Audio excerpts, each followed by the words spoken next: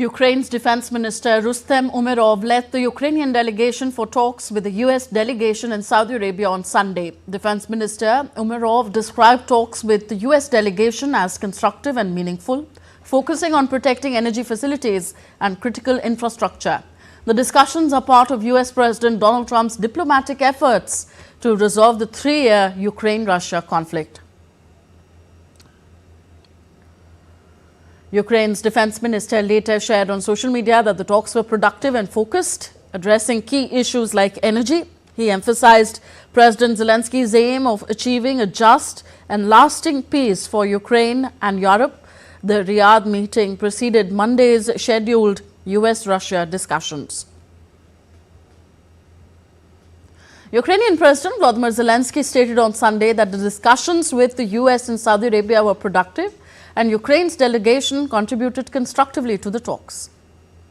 Today marks the second meeting between the Ukrainian and US teams in Saudi Arabia, this time at a more technical level. Our military, our diplomats, and our representatives from the Ministry of Energy. I just spoke with Rustem Umerov. He briefed me on the meeting and the course of the negotiations.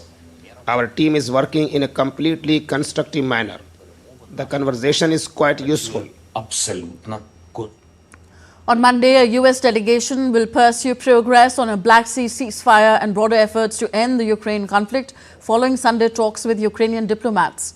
According to a source, the US delegation, led by Andrew Peake of the National Security Council and Michael Anton from the State Department, met Ukrainian officials on Sunday night and will meet with Russian officials on Monday. The goal is a Black Sea maritime ceasefire to ensure the free flow of shipping. And DD India's Akshay Dongre is closely following the story.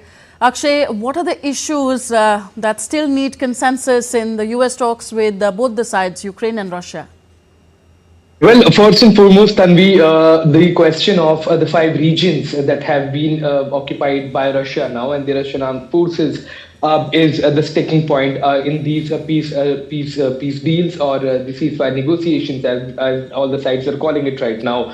Now, what are these 5 areas? One of them is Crimea, that was annexed by Russia a long time back, about a decade ago. This is a very, very important port city which gives Russia access to the Black Sea as well. Now, besides Crimea, which has already been annexed by Russia, there has been a referendum that took place where overwhelming majority of people voted to side with Russia. To be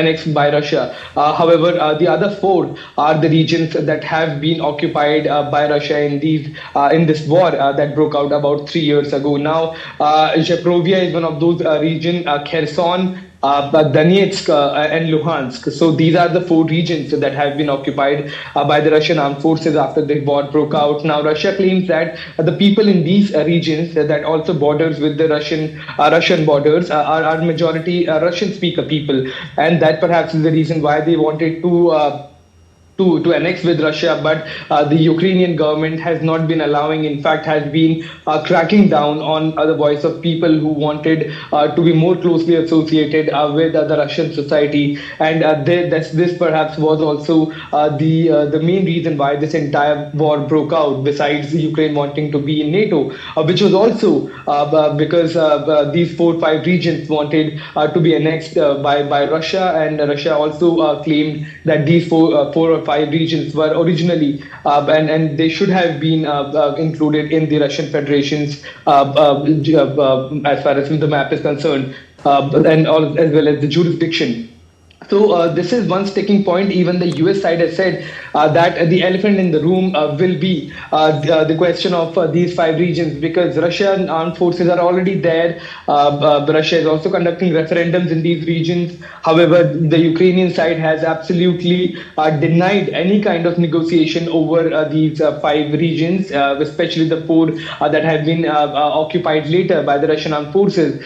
So this is going to be the big question, how much Ukraine can actually cede as far as territory is concerned to the Russian state, and that will be the question for the existence of the Ukrainian president's political future as well.